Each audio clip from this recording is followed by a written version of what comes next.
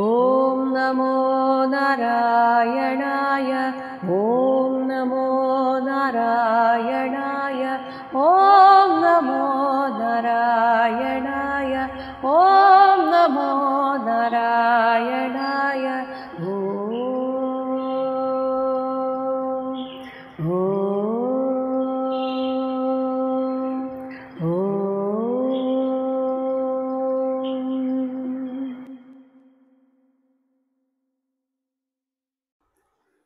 സംഘർഷണമൂർത്തിയെ നേരിൽ കണ്ട ചിത്രകേതുവിന് അക്ഷരങ്ങൾ പുറത്തേക്ക് വന്നില്ല. ഭഗവാനെ സ്തുതിക്കാനായിട്ട് ശ്രമിച്ചെങ്കിലും ഗദ്ഗദകണ്ഠനായിട്ട് അങ്ങനെ നിന്നുപോയി എന്ന് പറയുന്നു 32ാമത്തെ ശ്ലോകം. സഹ ഉത്തമ ശ്ലോക പദാബ്ജവിഷ്ടരം പ്രേമാശ്രുലേശൈഹി ഉപമേഹയൻ മുഹുഹു പ്രേമ ഉപരുദ്ധ അഖില വർണ്ണ നിർഗമഃ ന ഏവ അശഗത് തം പ്രസമീഡിതും ചിരം. സഹ ആ ചിത്രകേതു ഉത്തമ ശ്ലോക പദാബ്ജ വിഷ്ടരം, ഉത്തമകീർത്തിമാനായ ഭഗവാന്റെ പാദപത്മത്തെ പ്രേമാശ്രുലേശൈഹി തൻ്റെ പ്രേമാശ്രുബിന്ദുക്കളാൽ കണ്ണുനീരിനാൽ മുഹുഹു വീണ്ടും വീണ്ടും ഉപമേഹയൻ നനച്ചുകൊണ്ട് ഭഗവാനെ സ്തുതിക്കാനായിട്ട് മുതിർന്നു. പക്ഷേ പ്രേമ ഉപരുദ്ധ അഖിലവർണ്ണ നിർഗമഃ, പ്രേമത്താൽ നിറഞ്ഞിട്ട് ഭഗവാനെ സ്തുതിക്കാനായിട്ടുള്ള അക്ഷരങ്ങൾ പുറത്തേക്ക് വരാതെ അവിടെ അങ്ങനെ ഉപരുദ്ധം തടയപ്പെട്ടു നിന്നു. അതുകൊണ്ട് തന്നെ തം ആ ഭഗവാനെ ചിരം പ്രസമീഡിതും ഒരുപാട് നേരം വാഴ്ത്തി സ്തുതിക്കണം എന്നൊക്കെ മനസ്സിൽ ആഗ്രഹമുണ്ട്. പക്ഷേ അശകത് ന ഏവ അതിന് ശക്തനായി ഭവിച്ചില്ല. എന്നാൽ കുറച്ചു നേരം കൊണ്ട് അങ്ങനെ കണ്ണുനീർ വാർത്ത് നിന്നപ്പോൾ മനസ്സൊന്ന് അടങ്ങി. അമിതമായിട്ട് നമ്മൾ സന്തോഷിക്കുമ്പോഴും സങ്കടപ്പെടുമ്പോഴും വാക്കുകൾ പുറത്തേക്ക് വരില്ല. എന്നാൽ കുറച്ചൊന്ന് നമ്മൾ ശാന്തരാകുമ്പോൾ സാധാരണ പോലെ ആയിത്തീരും. അങ്ങനെ ആയിത്തീർന്നതിന് ശേഷം ചിത്രകേതുവിൻ്റെ ഒരു ഗംഭീരമായ സ്തുതിയാണ്. അപ്പോൾ അങ്ങനെ സ്തുതിച്ചു എന്ന് പറയുന്നു 33ാമത്തെ ശ്ലോകം. തതസമാധായ മനോമനീഷയാ ബഭാഷയേതത് പ്രതിലബ്ധവാഗ് അസൗ നിയമ്യ സർവ ഇന്ദ്രിയ ബാഹ്യവർത്തനം ജഗദ്ഗുരും സാത്വത ശാസ്ത്ര വിഗ്രഹം. തതഹ ഇങ്ങനെ വാക്കുകൾ കിട്ടാതെ കുറച്ചു നേരം നിന്നതിന് ശേഷം മനീഷയ തൻ്റെ ബുദ്ധി കൊണ്ട് മനഃ സമാധായ മനസ്സിനെ ഒന്ന് ശാന്തമാക്കി. എന്നിട്ട് സർവേന്ദ്രിയ ബാഹ്യവർത്തനം എല്ലാ ഇന്ദ്രിയങ്ങളുടെയും ബാഹ്യപ്രവർത്തനത്തെ നിയന്ത്രിച്ചിട്ട് പ്രതിലബ്ധ വീണ്ടു കിട്ടിയ വാക്ക് ഭാഷണശേഷിയോടുകൂടിയ അസൗ ആ ചിത്രകേതു സാത്വത ശാസ്ത്ര വിഗ്രഹം ഭക്തിയോഗ സംഹിതകളിൽ ചിത്രീകരിച്ച് കാണുന്ന ആകാരത്തിലുള്ള ആ സംഘർഷണമൂർത്തിയെ, ആ മൂർത്തി ജഗദ്ഗുരും ജഗത്തിൻ്റെ തന്നെ ഗുരുനാഥനായിട്ട് കണക്കാക്കപ്പെടുന്ന ആ ലോകഗുരുവിനെ ഏതത് ബഭാഷേ ഇപ്രകാരം സ്തുതിച്ചുകൊണ്ട് ഭഗവാനെ ഉണർത്തിച്ചു എന്നാണ് പറയുന്നത്. അപ്പോൾ ഇനി അങ്ങോട്ടുള്ള 15 ശ്ലോകങ്ങൾ ചിത്രകേതു നടത്തിയ സംഘർഷണ സ്തുതിയാണ്. ചിത്രകേതുരുവാച 34ാമത്തെ ശ്ലോകം. അജിത ജിത സമമതിഭി സാധുഭിർഭവാൻ ജിതാത്മഭിർഭവത വിജിതാസ്തേഭി ച ഭജതാം അകാമാത്മനാമ്യ ആത്മദോതി കരുണ. ഹേ അജിത, ആർക്കും ജയിക്കാൻ സാധിക്കാത്ത അല്ലയോ പ്രഭോ, സമമതിഭിഹി സമബുദ്ധിയുള്ളവരും ജിതാത്മഭിഹി മനസ്സിനെ ജയിച്ചവരുമായ സാധുഭിഹി ഭക്തജനങ്ങളാൽ ഭവാൻജിതഃ അങ്ങ് ജയിക്കപ്പെട്ടവനാകുന്നു.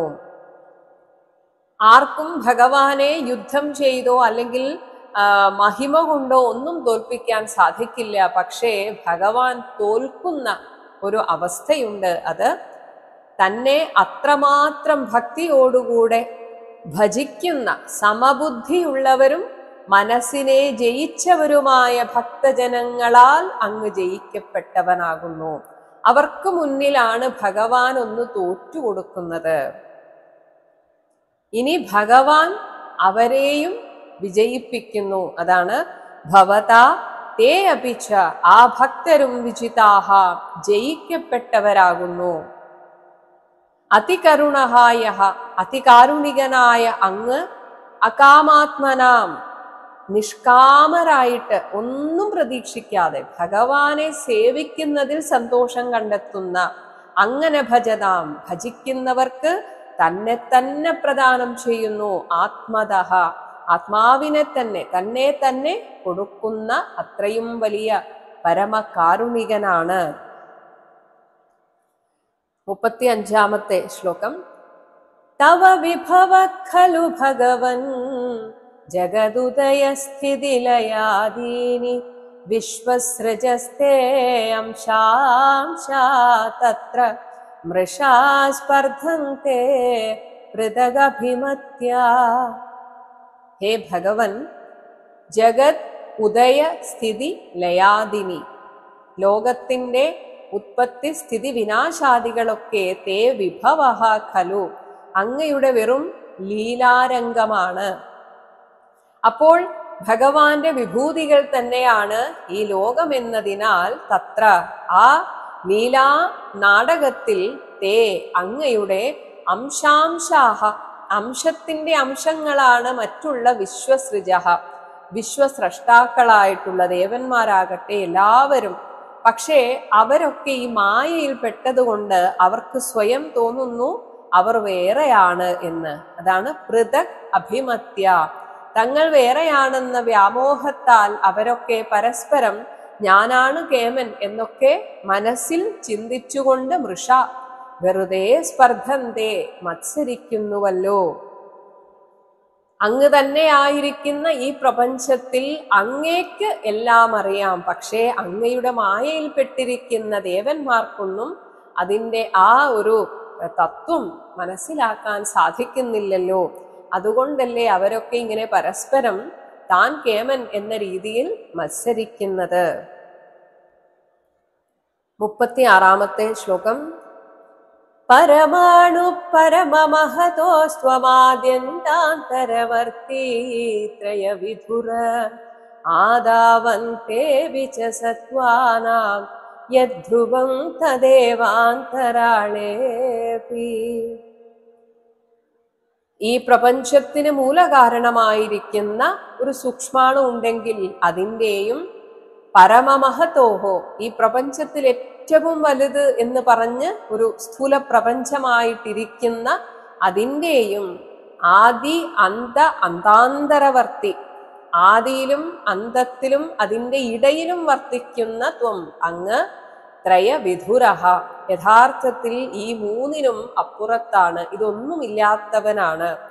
സത്വാനാം, ഇവിടെ ഉണ്ട് എന്ന് തോന്നുന്ന വസ്തുക്കളുടെ ആദൗ, തുടക്കത്തിലും അന്തേ അപിച്ച, ഒടുക്കത്തിലും യത്, യാതൊന്ന് ധ്രുവം സുസ്ഥിരമായി നിൽക്കുന്നുവോ തത് ഏവ, അതുതന്നെയാണ് അന്തരാളേ അപി, അതിൻ്റെ ഇടവേളയിലും ഉള്ളത്. അതായത് ആഭരണമായി രൂപപ്പെടുന്നതിന് മുൻപും ആഭരണ സ്വരൂപം ഇല്ലാതായ ശേഷവും അതിലുള്ളത് സ്വർണമാണെങ്കിൽ ആ സ്വർണ്ണ ആഭരണമായിട്ടിരിക്കുമ്പോഴും അതിലുള്ളത് സ്വർണമാണെന്ന് നമ്മൾ എങ്ങനെയാണോ അതിന് വില കൊടുക്കുന്നത്, ഇതേപോലെ പ്രപഞ്ച മൂലകാരണത്തിന്റെ ആദിയിലും പ്രപഞ്ചം ഇവിടെ നമ്മുടെ മുന്നിൽ നിന്ന് ഇല്ലാതായതിനു ശേഷവും ധ്രുവമായി നിലകൊള്ളുന്ന ആ ആദിശേഷ സ്വരൂപം തന്നെയാണ് ഇതിനിടയിലും ഉള്ളത്. അപ്പോൾ ഇവിടെ കാണപ്പെടുന്നതെല്ലാം ആ ഭഗവാൻ തന്നെയാണ്. ഈ പ്രപഞ്ചം ഉണ്ടായി എന്ന് നമുക്ക് തോന്നുന്നതിന് മുൻപുള്ളതും പ്രപഞ്ചം ഇല്ലാതായി എന്ന് തോന്നിയതിന് ശേഷവും എല്ലാം അവിടുന്ന് തന്നെയാണ്. 37-ാമത്തെ ശ്ലോകം. ക്ഷിത്യാദിഭിരേഷ കിലാവൃത സപ്തഭിർദശ ഗുണോത്തരൈരാണ്ഡകോശ യത്ര പദത്യണുകൽപ സഹാണ്ഡകോടി കോടിഭിസ്തദനന്ത. ദശഗുണോത്തരൈഹി, 10 ഇരട്ടി കൂടുതലായിട്ടിരിക്കുന്നവയാണ് ചിത്യാദിഭി സപ്തഭിഹി. അതായത് പഞ്ചഭൂതങ്ങൾ മുതൽ അങ്ങോട്ട് 7 ആവരണങ്ങളുണ്ട്. ഇതൊക്കെ നമ്മൾ ആദ്യ കാലത്ത് പഠിച്ചതാണ്. മഹത്തത്വം, അഹങ്കാരം തുടങ്ങി ഇങ്ങ് താഴേക്ക് ഇങ്ങനെയുള്ള സപ്തഭിഹി ആവൃതഃ, 7 പദാർത്ഥങ്ങളാൽ ആവരണം ചെയ്യപ്പെട്ട ഏഷഃ കില ആണ്ഡകോശഃ, ഈ ഒരു ബ്രഹ്മാണ്ഡ കടാഹം യത്ര യാതൊരു നിന്തിരുവടിയിൽ അണ്ഡകോടി കോടിഭിഹി സഹ, ഇത് ഒന്നു മാത്രം. നമ്മളൊക്കെ താമസിക്കുന്നത് അല്ലെങ്കിൽ നിലനിൽക്കുന്നത് ഒരു ബ്രഹ്മാണ്ഡ കടാഹമാണെങ്കിൽ ഇതുപോലെയുള്ള കോടിക്കണക്കിന് ബ്രഹ്മാണ്ഡങ്ങളോടുകൂടെ അങ്ങ് അണുകൽപ്പഹ, അവയൊക്കെ അങ്ങയുടെ ആ വലുപ്പത്തിന് മുന്നിൽ അണുപ്രായമാണ്. ഇങ്ങനെ ഈ കോടിക്കണക്കിന് ബ്രഹ്മാണ്ഡങ്ങളോടുകൂടെ ഈ ബ്രഹ്മാണ്ഡ കടാഹം ഇങ്ങനെ ചുറ്റിക്കൊണ്ടിരിക്കുന്നു. പതതി തത്, അതുകൊണ്ട് അല്ലയോ ഭഗവാനെ അങ്ങ് അനന്തഃ, അനന്തനാകുന്നു. എന്നാൽ അങ്ങയുടെ മഹിമയറിയാതെ ഇപ്പോഴും സാധാരണക്കാരായ അജ്ഞാനികൾ അവനവന്റെ ചെറിയ ചെറിയ ലൗകിക ആഗ്രഹങ്ങൾ സാധിപ്പിച്ചു കിട്ടാൻ അങ്ങയുടെ അംശങ്ങളായ ദേവന്മാരെയാണല്ലോ ആശ്രയിക്കുന്നത്. എന്നാൽ അങ്ങനെ സാധിപ്പിച്ചു കിട്ടുന്ന ഭൗതിക ആഗ്രഹങ്ങൾക്ക് എന്തെങ്കിലും ഒരു അനശ്വരതയുണ്ടോ? അതൊട്ടില്ലതാനും. അതാണ് 38ാമത്തെ ശ്ലോകം.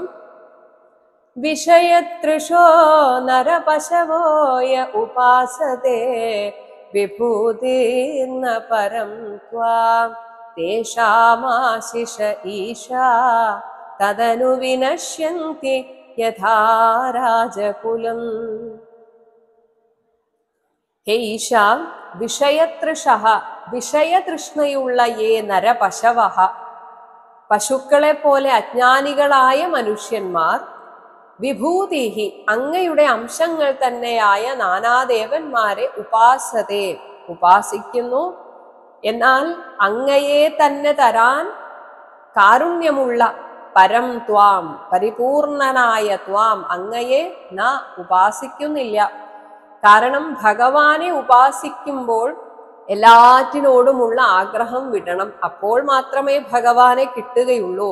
അത് ഉപേക്ഷിക്കാൻ ഇപ്പോഴും പലർക്കും സാധിക്കുന്നില്ല.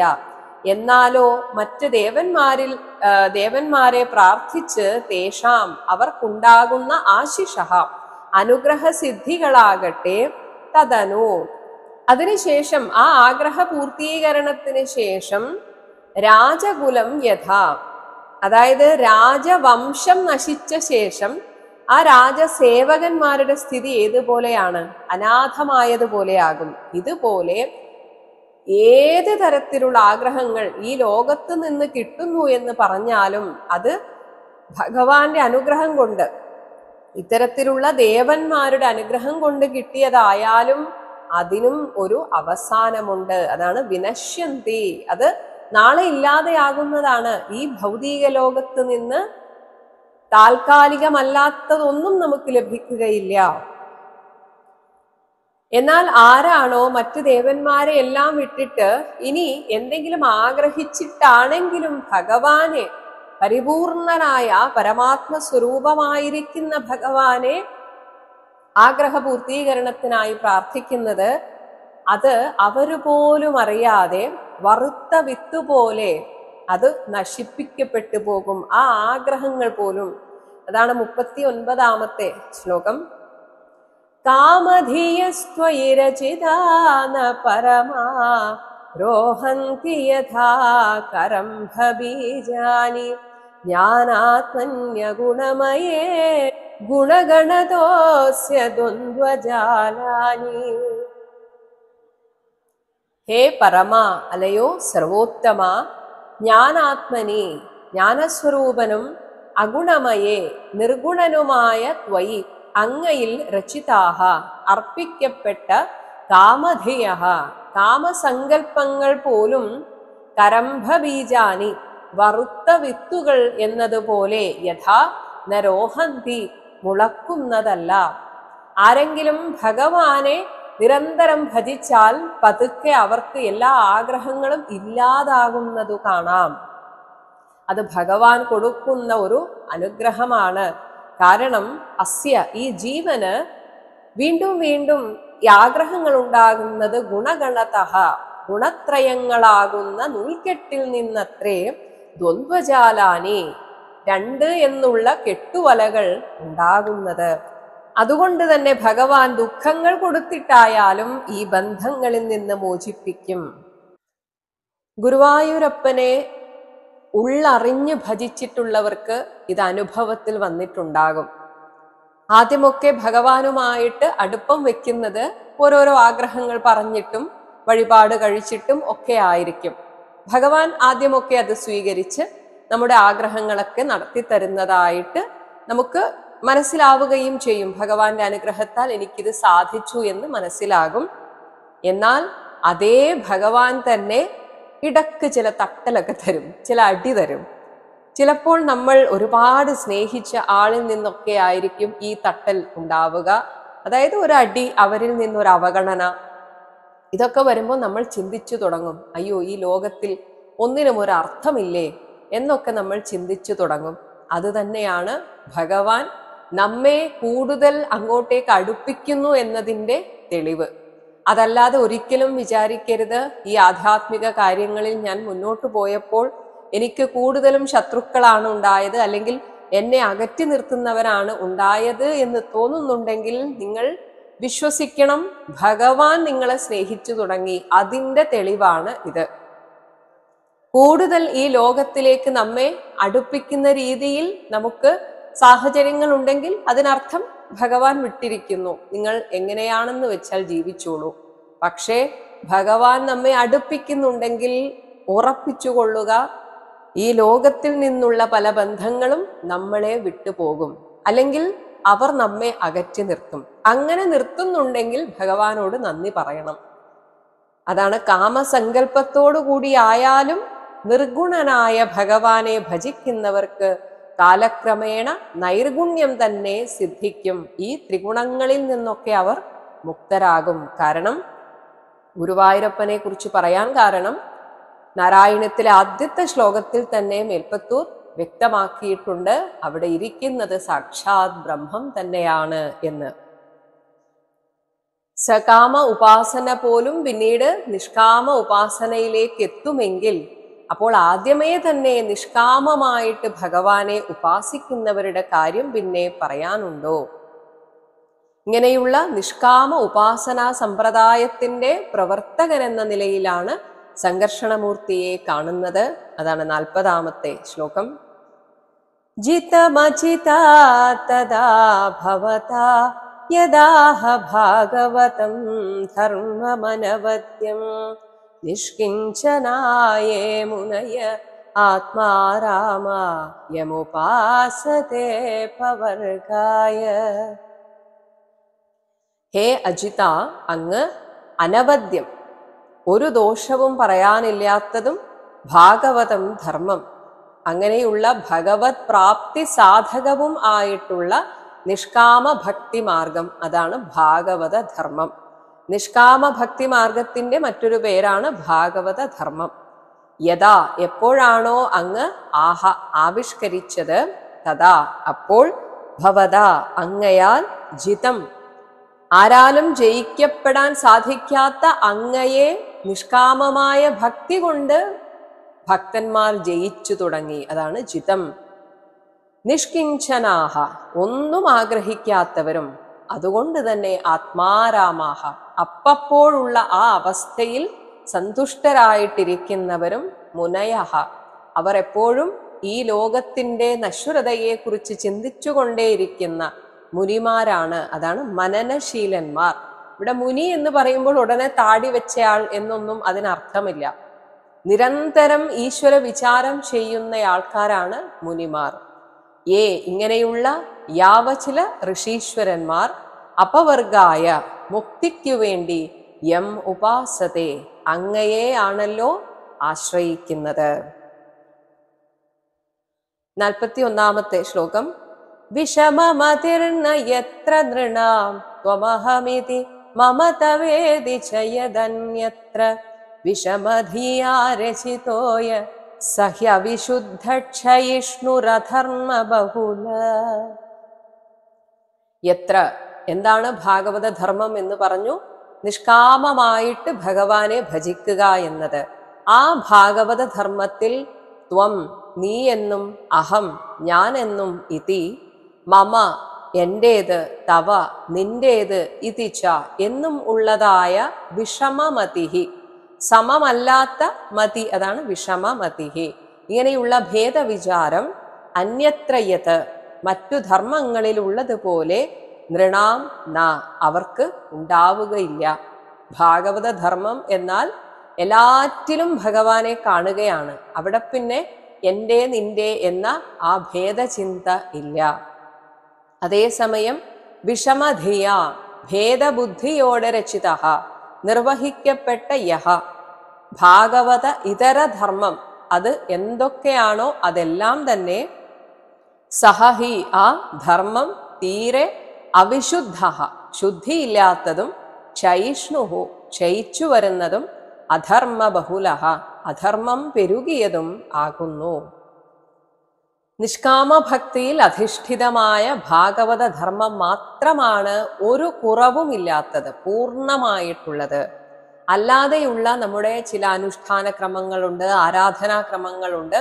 അതിനൊക്കെ പുറകിൽ ഒരു കാമനയുണ്ട്, ഒരാഗ്രഹം വച്ചിട്ടാണ് എല്ലാം ചെയ്യുന്നത്. അപ്പോൾ അതിന് അതിൻ്റെതായ ചില കുറവുകളുണ്ട് എന്ന് പറയുന്നു.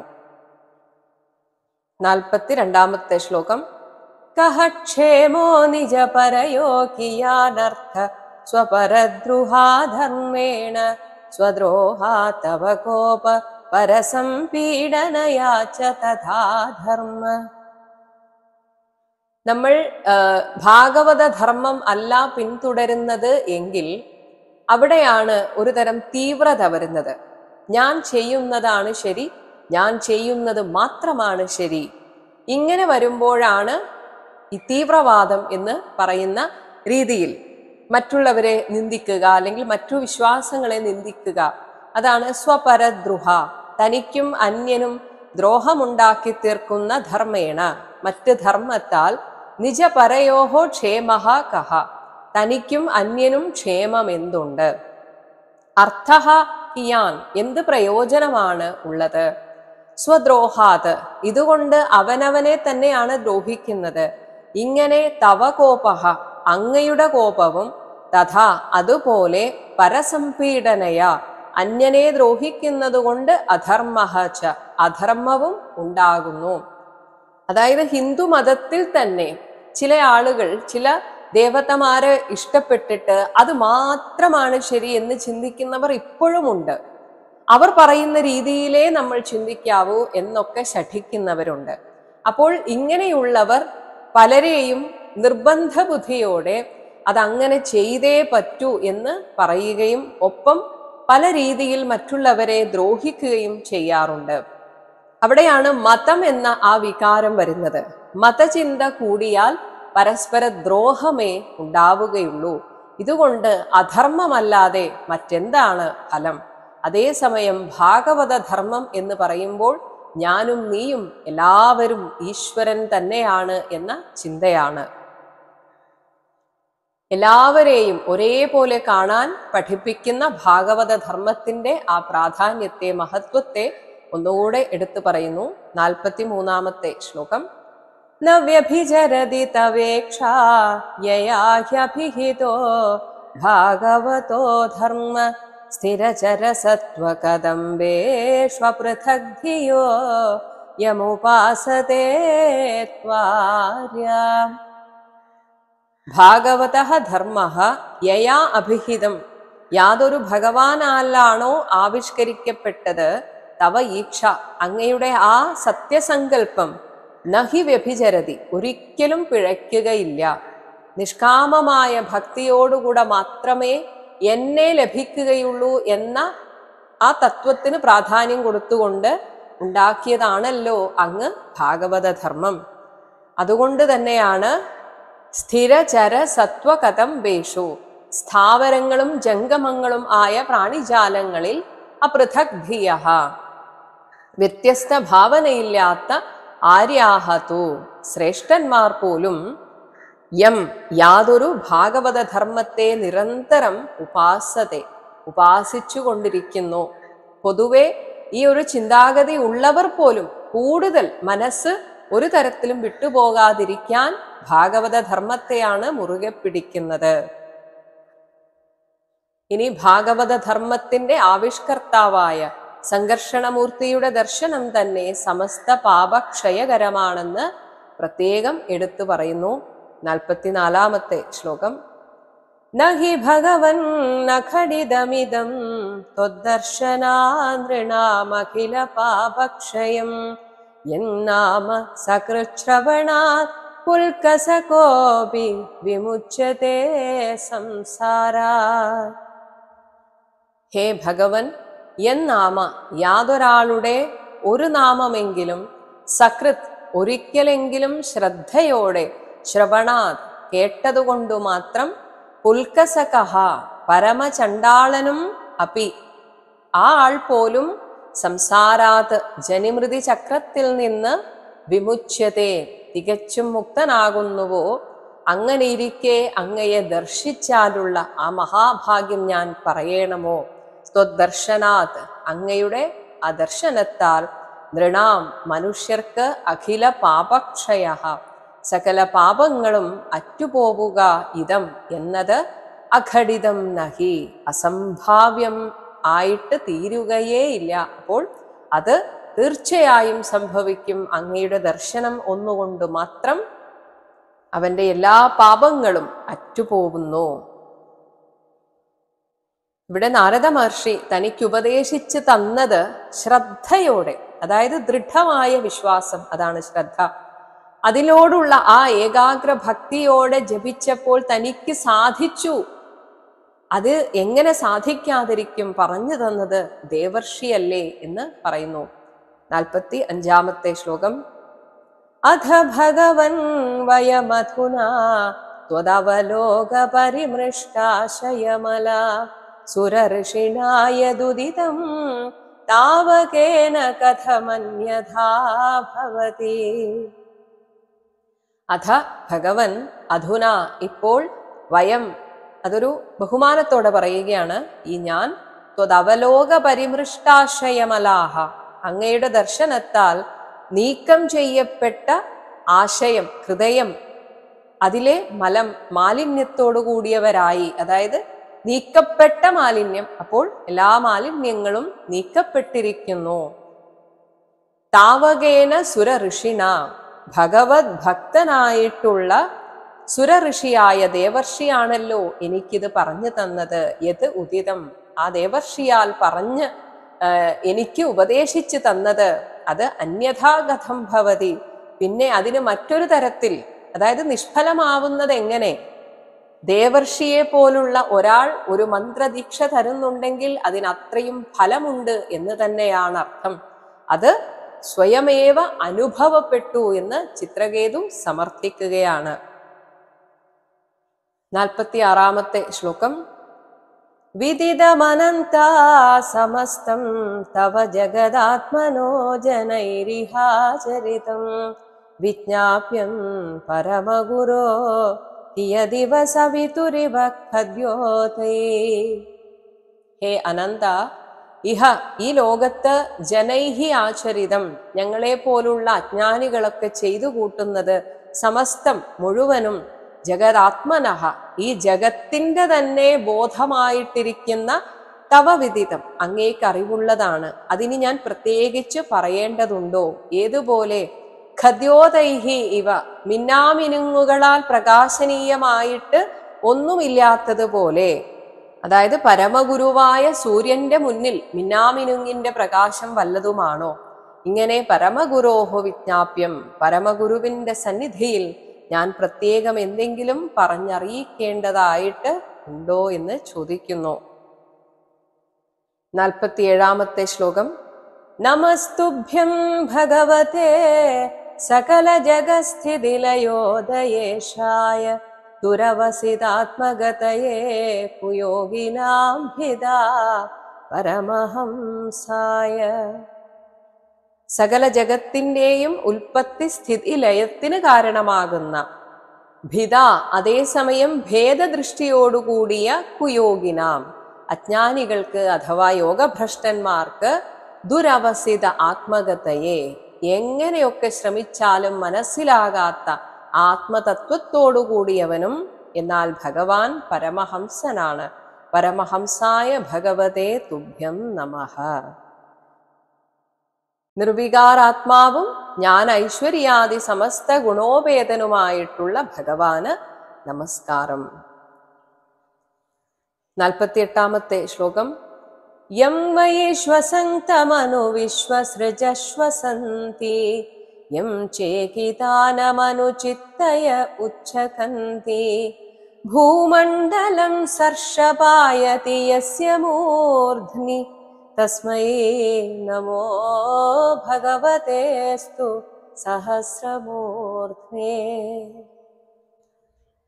ഈ ലോകത്ത് ശ്വസന്തം വ്യാപരിച്ചുകൊണ്ടിരിക്കുന്ന യം വൈ, യാതൊരു ഭഗവാനെ അനുസരിച്ചാണോ വിശ്വസൃജ ശ്വസന്തി, വിശ്വസ്രഷ്ടാക്കൾ ഓരോന്നും ആചരിക്കുന്നത് അഥവാ വ്യാപരിക്കുന്നത്, ചേകിതാനം എല്ലാം അറിഞ്ഞുകൊണ്ടിരിക്കുന്ന യം അനു, യാതൊരു ഭഗവാനെ അനുസരിച്ചാണോ എല്ലാ ചിത്തങ്ങളും ജ്ഞാനേന്ദ്രിയങ്ങളും ഉച്ചകന്തി അറിവ് നേടുന്നത്, യസ്യ മൂർധ്നി, യാതൊരുവന്റെ ശിരസിലാണോ ഈ ഭൂമണ്ഡലം സർഷപായതി, ഇത്രയും വലിയൊരു ഭൂമി കടുകുമണിക്ക് സദൃശമായിരിക്കുന്നത്, അങ്ങനെയുള്ള സഹസ്രമൂർധ്നെ 1000 ശിരസ്സോടുകൂടിയ തസ്മൈ ഭഗവതേ നമഃ അസ്തു, ആ സംഘർഷണമൂർത്തിക്കായിക്കൊണ്ട് നമസ്കാരം എന്ന് പറഞ്ഞുകൊണ്ട് ഈ ചിത്രകേതുവിന്റെ സംഘർഷണ സ്തുതി അവസാനിക്കുന്നു.